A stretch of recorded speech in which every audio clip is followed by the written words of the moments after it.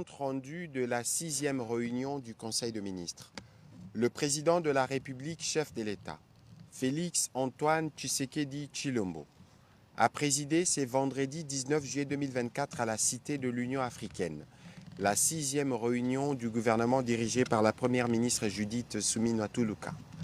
5 points étaient inscrits à l'ordre du jour, à savoir 1. Communication du président de la République, chef de l'État. 2. Points d'information. 3. Approbation d'un relevé des décisions du Conseil de ministres. 4. Examen et adoption de dossiers. 5. Enfin, examen et adoption de textes. La communication du président de la République a porté sur 3 points principaux, à savoir 1.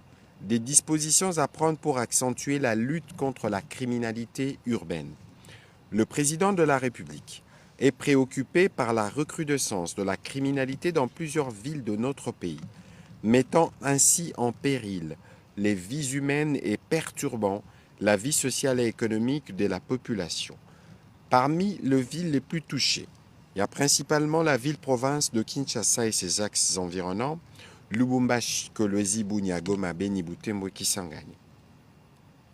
Il se développe dans ces villes un banditisme urbain avec le phénomène Kuluna allant jusqu'à l'affrontement des gangs dans les communes et quartiers résidentiels, des cas de plus en plus élevés de vol à main armée, d'extorsion, de braquage de cambistes, d'enlèvement ou d'assassinats ciblés, sans oublier plusieurs actes de délinquance juvénile.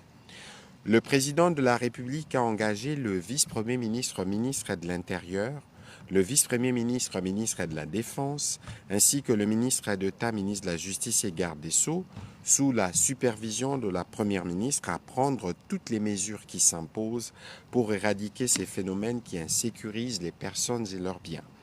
Un rapport mensuel sur l'évolution de la situation en termes d'opérations de terrain et des procédures judiciaires engagées devrait être présenté au gouvernement. Le deuxième point de la communication du président de la République a porté sur les statuts des enseignants en République démocratique du Congo. Le président de la République appelle à la prise des mesures visant l'amélioration des conditions de travail et de vie des enseignants, compte tenu du rôle non négligeable qu'ils jouent au sein de notre société et dans la perspective d'obtenir une éducation de qualité et de rénover l'image de ce noble, respectable et prestigieux métier. À cet égard, a-t-il insisté, il convient de les doter d'un statut particulier, fondamental qui leur garantit des salaires décents et dignes, des avantages spécifiques, ainsi que de conditions de travail motivantes et sécurisantes. De plus, ces statuts devraient prévoir l'augmentation du niveau de formation et l'ajustement des mécanismes de leur recyclage. Des réflexions devraient également être faites à l'idée d'accorder aux enseignants les statuts d'agents de la fonction publique en complément de leur statut particulier. Cependant, l'octroi de ces statuts pourrait naturellement entraîner des défis, d'où la nécessité de veiller à ce que les spécificités de la profession enseignante soient pleinement prises en compte dans le cadre du statut de la fonction publique. Bien que cette mesure puisse offrir plusieurs avantages, une analyse plus approfondie s'avère nécessaire pour évaluer pleinement ses implications potentielles. Il est également indispensable de consulter toutes les parties prenantes concernées, en y compris les enseignants eux-mêmes, dans le cadre de ce processus. Pour ce faire, le vice-premier ministre, ministre de la fonction publique, ainsi que la ministre d'État, ministre de l'Éducation nationale, ont été chargés d'initier ces travaux de réflexion et de consultation, car, a précisé le président de la République, il est essentiel que nous progressions ensemble pour assurer un avenir meilleur à nos enseignants et par ricochet à notre système éducatif tout entier. Le troisième point de la communication du président de la République a porté sur la pérennisation du programme de la gratuité de la maternité. La mise en œuvre de la couverture santé universelle demeure l'une des priorités de l'action du gouvernement.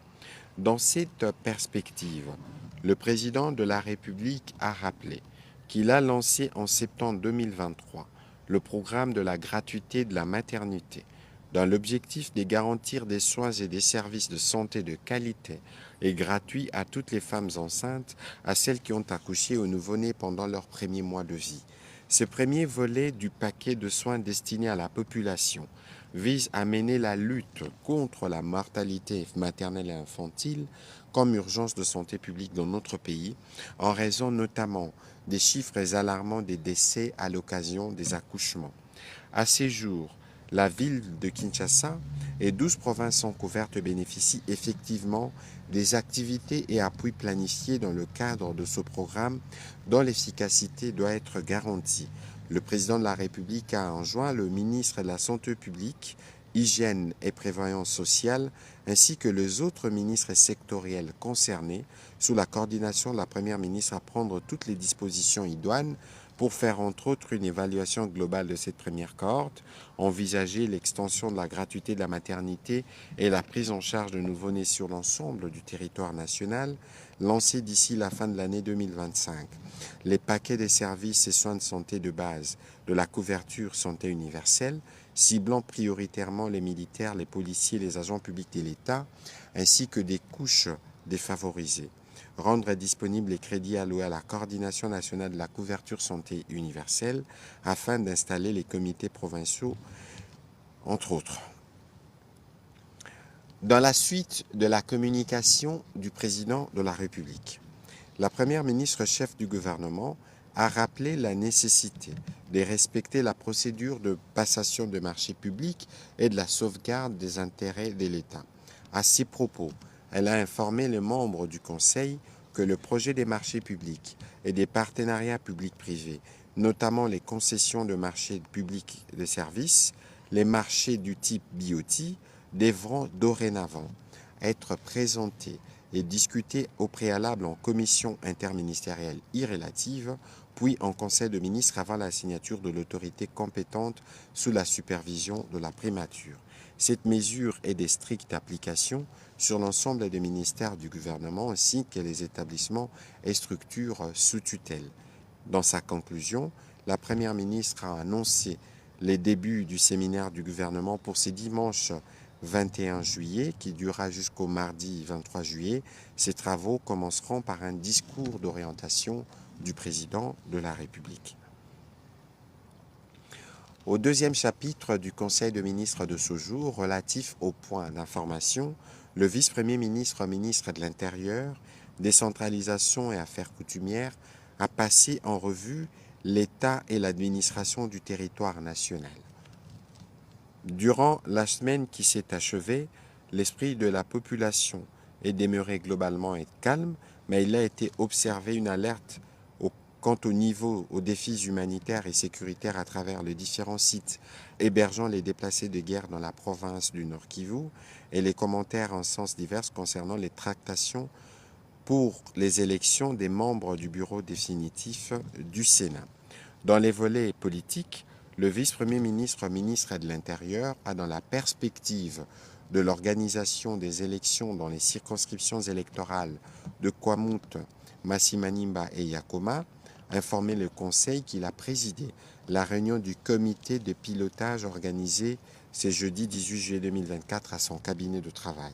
Il a été relevé la résurgence de l'activisme des insurgés Yaka, communément appelés Mobondo, dans les territoires des Kwamouth où les derniers faits notés indiquent des affrontements entre les forces de défense et de sécurité et ces forces négatives. En ce qui concerne la situation des circonscriptions de Yakoma et Massimaniba, la non-tenue des élections a été la conséquence du comportement des acteurs politiques que la sécurité, bien que la situation des éleveurs étrangers communément appelés Mororo, a été relevée pour la circonscription électorale de Yakoma. Toutefois, les services ont été chargés d'évaluer la situation sécuritaire dans les circonscriptions électorales mentionnées ci-dessus pour un dernier avis devant permettre à la Commission électorale nationale indépendante d'élaborer un calendrier aux fins d'éponger les arriérés électoraux dans ces deux circonscriptions. La question des élections des conseillers urbains et des maires des villes a été évoquée, fera l'objet d'une prochaine réunion. Sur un autre chapitre, le vice-premier ministre, ministre de l'Intérieur, a fait part au Conseil de la mission de réconfort à nos populations qu'il a effectué à la tête d'une délégation gouvernementale à laquelle a été jointe une délégation des députés nationaux issus des circonscriptions électorales de Beni, Goma, Lubero, Masisi, Nyiragongo et Rutshuru. L'évaluation de la situation sécuritaire dans ces différentes entités était également abordée. Il a précisé que les conclusions tirées des différentes rencontres et audiences accordées aux composants de toutes les couches de nos populations seront exploitées aux fins d'améliorer les prestations de nos forces de défense et de sécurité, ainsi que les différents intervenants en faveur de nos populations. Les dossiers des déplacés attirent une attention toute particulière du gouvernement de la République qui s'attelle à apporter une assistance à la hauteur des besoins.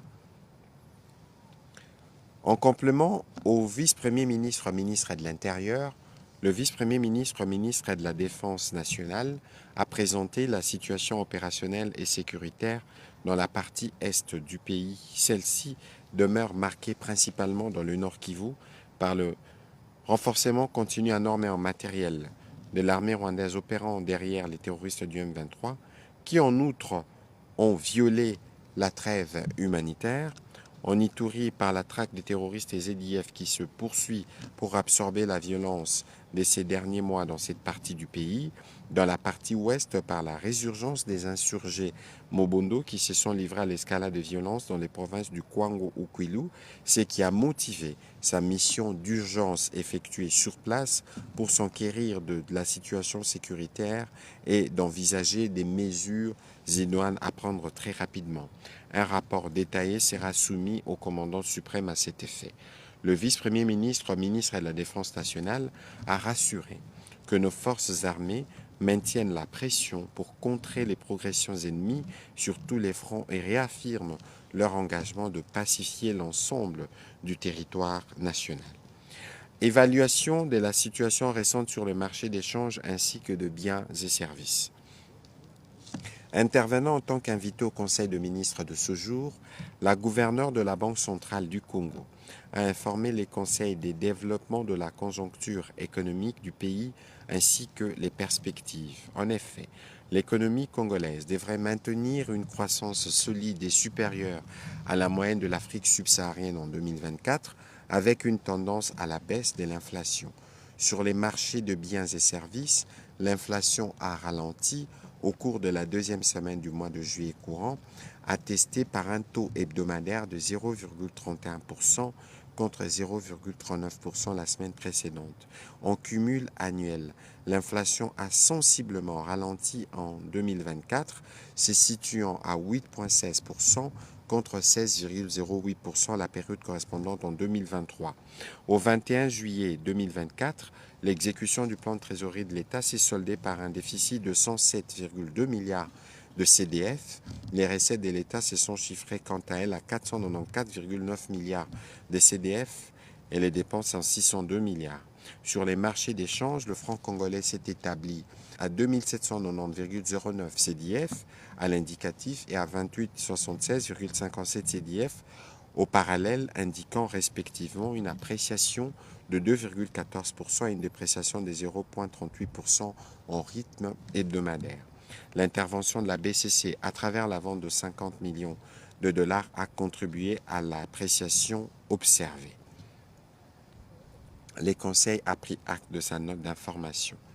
Situation épidémiologique et autres questions liées au secteur de la santé publique. Le ministre de la Santé publique, Hygiène et Prévoyance sociale a présenté dans sa note la situation épidémiologique du pays portant sur quelques maladies à potentiel épidémique, notamment la situation du monkeypox ou variole du singe. Il en ressort une augmentation exponentielle des nombres de cas. Les zones de santé des provinces atteintes sont de 23 sur 26.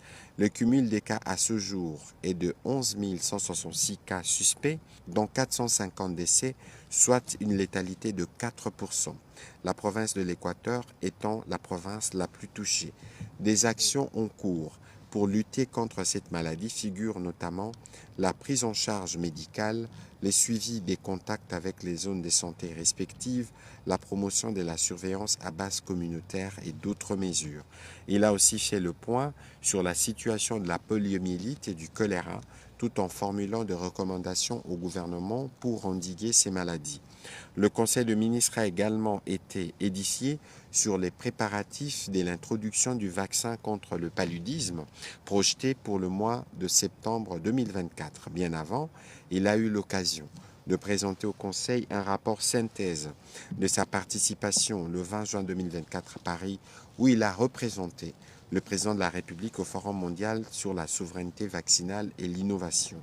La réunion avait entre autres pour objectif le rappel de l'importance de la souveraineté vaccinale en Afrique à la suite des leçons tirées de la pandémie de la Covid-19, le lancement de l'accélérateur de la fabrication des vaccins en Afrique et l'engagement financier des pays et partenaires en vue de soutenir les efforts Gavi dans son objectif de mobiliser 9 milliards de dollars pour son projet d'appuyer les continents africains dans la production locale des vaccins, médicaments et autres commodités médicales. La République démocratique du Congo va entamer des discussions avec Gavi, Africa CDC et plusieurs autres partenaires pouvant bénéficier de ce programme. Ainsi, notre pays pourra devenir un pays producteur de vaccins. Le Conseil en a pris acte. Installation des analyseurs de charge sur les réseaux électriques nationaux.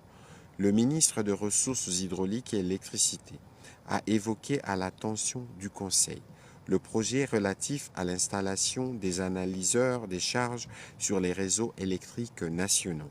Ce projet vient ainsi matérialiser la vision du président de la République, chef de l'État, telle qu'exprimée dans le programme d'action du gouvernement dans son pilier 6 visant à promouvoir l'accès à l'électricité pour tous. Il a indiqué que l'installation des analyseurs de charge à tous les nœuds du réseau électrique national aura comme impact, entre autres, le contrôle de tous les paramètres du réseau en temps réel de manière continue, la quantification du flux de l'énergie électrique réelle, ce qui permettrait une planification optimale de l'implémentation de centrales de production d'énergie électrique afin d'augmenter la couverture de l'électrification nationale.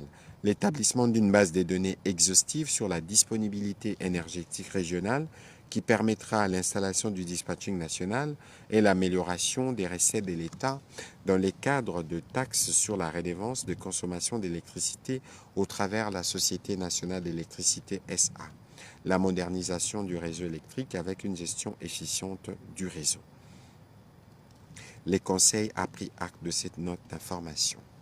Négociation d'un accord cadre de collaboration du secteur minier. Le ministre des Mines a fait le point sur la négociation de l'accord cadre entre le Fonds minier pour les générations futures, établissement public relevant du ministère de Mines, et la plateforme Africa Diamond Exchange, société de droit suisse. En effet, la délégation du ministère de Mines, composée des délégués des FOMINE, du CESC, ainsi que de la CTCPEM, qui a séjourné du 26 mai au 2 juin 2024 à Zurich en Suisse, a harmonisé les vues sur la création de la société ADEX RDC-SA. Il a été défini un nouveau cadre de collaboration entre le FOMINE et ADEX, assurant ainsi une répartition équitable de marge et des responsabilités. Le ministre de Mines a souligné que cet accord a la particularité de garantir aux exploitants de la filière diamant, particulièrement les coopératives minières et les négociants, des revenus substantiels par rapport à ce qu'ils tirent dans les cadres du système actuel. Il prône la transformation locale, la création d'emplois, la prise en compte des questions communautaires, notamment les exigences du commerce équitable ainsi que la création d'une marque de la RDC pour la fabrication des bijoux. Le Conseil a pris acte de cette note d'information. Problématique d'endettement des entreprises du portefeuille. Le ministre du portefeuille a évoqué la problématique d'endettement des entreprises du portefeuille de l'État dans une note au cours du Conseil de ministres de ce jour. Des échanges qu'il a récemment eus avec les entreprises du portefeuille en vue d'effectuer un état des lieux de la situation générale et des situations spécifiques de ces dernières, il s'est dégagé un constat majeur que l'un des problèmes que connaissent, qui mine la performance des entreprises publiques et les résultats attendus de la réforme et leur situation d'endettement excessif. Cette situation est notamment due à la précarité de leur trésorerie, aux mauvais choix opérationnels et financiers du management et au manque d'une politique d'endettement cohérente pour une société commerciale. Dans la plupart des cas, la trésorerie est affectée par d'importantes dettes vis-à-vis des tiers et des créances non recouvrées sur l'État qui perdurent depuis plusieurs années. Le non-paiement de ces créances par l'État contredit la volonté de ces derniers de redresser ou de relancer les activités de ses propres entreprises. Il a été noté paradoxalement que les entreprises œuvrant dans les secteurs privés bénéficient des incitations de tous ordres au détriment des entreprises commerciales appartenant majoritairement à l'État. Dans la perspective du développement économique et social du pays, le gouvernement tient à se pencher impérativement sur la situation de ces entreprises. C'est à ce titre que le ministre du Portefeuille a mis en place une commission ad hoc qui, en tenant compte des expériences du passé, examine cette problématique pour préparer des options de désendettement devant permettre aux entreprises du portefeuille d'améliorer leur santé financière. Le Conseil a pris acte de ce rapport. Au chapitre 3 du Conseil de ministres de ce jour, relatif à l'approbation d'un relevé des décisions du Conseil de ministres, le Conseil de ministres a adopté les relevés des décisions prises lors de la 5e réunion ordinaire du Conseil de ministres du 12 juillet 2024. Au 4e chapitre du Conseil de ministres de ce jour, relatif à l'examen et à l'adoption des dossiers, 2 dossiers ont été soumis au Conseil de ministres. Le premier, proposition pour le renouvellement de la flotte de Congo Airways. Le vice-premier ministre, ministre de Transport et Voies de communication, a rappelé la série des mesures envisagées afin d'assurer la relance de la compagnie nationale. Il a présenté sommairement les business plans étalés sur une période de 5 ans et qui envisagent d'acquérir en location-achat 3 avions de type A320, ce qui a pour avantage de résoudre la double question relative à la perte du certificat de transport aérien CTA et de l'agrément IATA à la date butoir du 16 septembre 2024. La relance de la compagnie Congo Airways s'impose au regard de son impact significatif sur la souveraineté nationale et la mobilité des personnes et des biens ainsi que la vie économique et sociale pour lesquelles les indicateurs des performances démontrent une rentabilité et une viabilité satisfaisante avec la desserte graduelle des 47 destinations domestiques et intra-africaines suivant son programme d'exploitation. Il a été complété par le ministre du Portefeuille qui a présenté les business plans qui accompagnent cette volonté du gouvernement. Après débat et délibération, ce dossier a été adopté. Le deuxième dossier a porté sur la nécessité d'équilibrer la conquête des marchés nationaux par les entreprises du portefeuille de l'État. Le ministre du Portefeuille a soumis au Conseil le projet mettant en exergue la nécessité d'équilibrer la conquête des marchés nationaux par les entreprises du portefeuille de l'État en République démocratique du Congo. En effet, cette initiative préconise une collaboration inter-entreprise du portefeuille de l'État qui peut consister en une coopération tout au long du processus d'approvisionnement, de production, de distribution et des livraisons. Ce faisant, les dites entreprises pourront optimiser leurs opérations et augmenter leur part de marché dans leur secteur d'activité respectif. De manière concrète et non exhaustive et en tenant compte de leurs contraintes de capacité, il s'agira par exemple pour toutes les entreprises du portefeuille de l'État de s'adresser à la SONAS pour des questions d'assurance ou à la CADECO pour les transactions financières dont la paye des salaires de fonctionnaires et employés de l'État. La mise en œuvre de la pratique qui consiste pour les entreprises du portefeuille de l'État à s'accorder des préférences réciproques en matière d'offre et de la demande de produits et services générés par les unes et les autres constitue une option stratégique qui puisse permettre leur développement. Et cette pratique s'articulera autour de quelques principes que le ministre du Portefeuille a présentés au Conseil. Après débat et délibération, le Conseil de ministres a aussi adopté ces dossiers. Au dernier chapitre du Conseil de ministres de ce jour, relatif à l'examen et à l'adoption des textes, 3 textes ont été soumis au Conseil de ministres par le ministre d'État, ministre de la Justice et garde des Sceaux. Le premier, le projet d'ordonnance-loi portant autorisation de la prorogation de l'état de siège dans les provinces de l'Ituri et du Nord Kivu pour une période de 15 jours prenant cours le 26 juillet 2024. En deuxième lieu, le projet de décret portant sécurisation des entreprises publiques, établissements et services publics face aux saisies abusives et démesurées. Ces projets ont l'avantage de mettre en place un dispositif de prévention et de sauvegarde du patrimoine des entreprises publiques transformées en sociétés commerciales, en établissements publics ou en services publics, ainsi que ceux des opérateurs économiques en général contre les saisies abusives et démesurées ou attentatoires à l'ordre public, à la sécurité nationale, aux activités ayant une incidence majeure sur la continuité du service public ou affectant les activités stratégiques d'intérêt national.